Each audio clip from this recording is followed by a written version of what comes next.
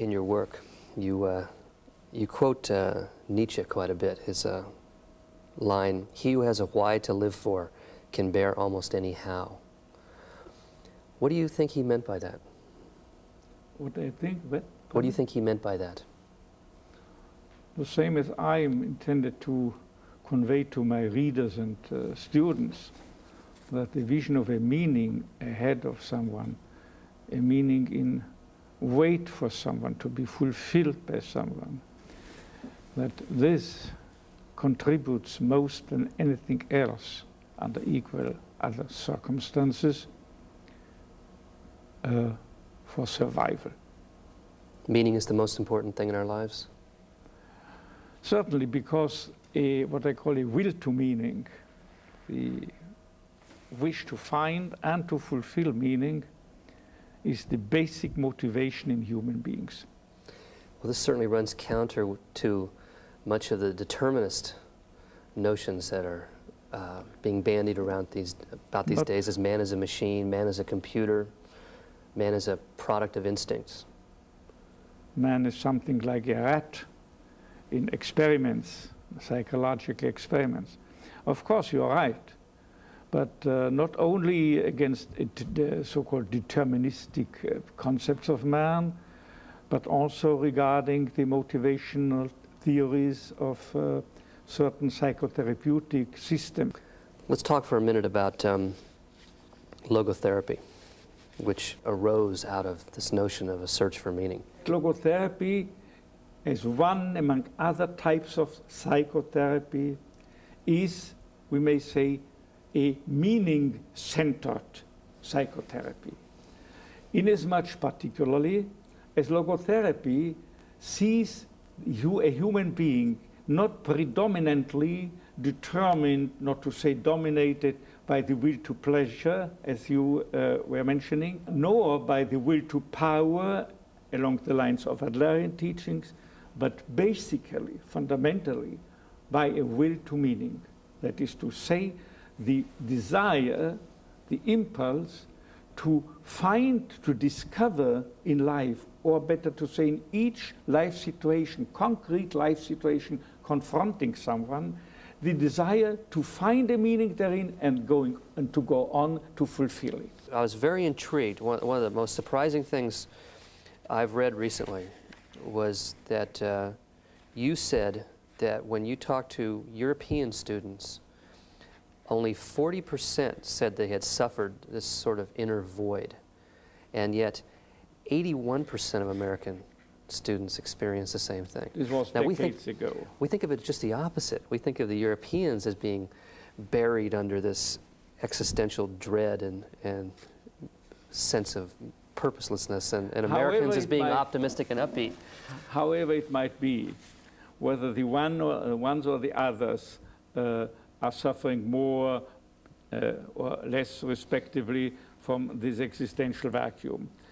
The ones who seem to suffer less should not look at the others with contempt, but look at the others with compassion and look for anything possible to help the others. Now, this void manifests itself as in apathy, in boredom, lack of initiative, lack of interest in the world, or initiative in changing something within the world for the better. This frustration is a proof of the existence of a will to meaning. Unless we were imbued by will to meaning, by the wish to find meaning and discover and fulfill meaning in life, we never would be able to experience an inner void. So this is in a way also something positive. Now, you've listed 3 types of values: creative values, experiential values, and attitudinal values. And you may find a meaning. The average man, the man on the street or the woman on the street, may find a meaning day by day in doing a deed, in creating a work. And that's the creative. And in experiencing something, the beauty, the truth as a researcher, or the good in dealing with people as a teacher or whatsoever. There's an extraordinary moment in Man's Search for Meaning where you talk about being in one of the Nazi camps and all of you going out to look at a sunset. Is that exactly? This is a paradigm of experiential values, of finding a meaning in experiencing without doing anything, without achieving or accomplishing anything, but just in giving oneself to the immediate experience of something, say, beautiful going on in the world. Okay. This is the second avenue. But there is also another aspect of experiential values. Excuse me, not only experiencing something, but also experiencing someone. More than that, experiencing another human being in his or her very uniqueness. And it is the main attribute of a human being that he is a person in contrast to any animal. He is a person, and a person is always something absolutely unique, irrepeatable in the evolution of the cosmos, as it were, incomparable with any other human being.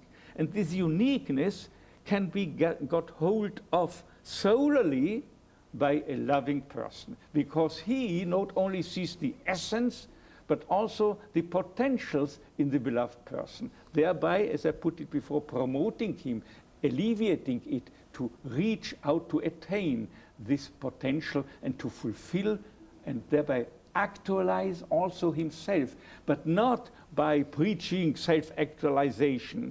It's nonsense. Self-actualization can only fall into your lap automatically once that you have fulfilled a concrete meaning, done the best of a situation. Then you actualize yourself as a byproduct. Let's talk about the third set of values, which is the attitudinal, the idea of choosing how to respond to suffering. Choosing the attitude. Yes. Yeah. If there is no possibility in a given situation to fulfill the meaning of a situation by giving oneself to the experience of beauty and so forth, nor to, if you have lost the capability to do your job, to do your work, even then there is an ultimate possibility to find and fulfill meaning. Not only the ultimate, it is even the potential to fulfill the deepest meaning, to attain the highest values. By your approach to the situation, a tragic or triste situation confronting you. You said that in part of the initial shock of being put in a death camp was ultimately an acceptance that we knew we had nothing to lose except our ridiculously naked lives. Is that the situation that they're in? In a way. Is this when you make the choice of how you're going to? Your last value choice is how to react to the situation? You stood there naked, with nothing you could have had. But all the more what counted and mattered was what you were, being rather than having, possessing anything, or the being. So what counted was what you make out of this situation, with what attitude you adopt in the given situation. And there is a multitude, a wealth of possible attitudes to how to approach it. So you have to decide.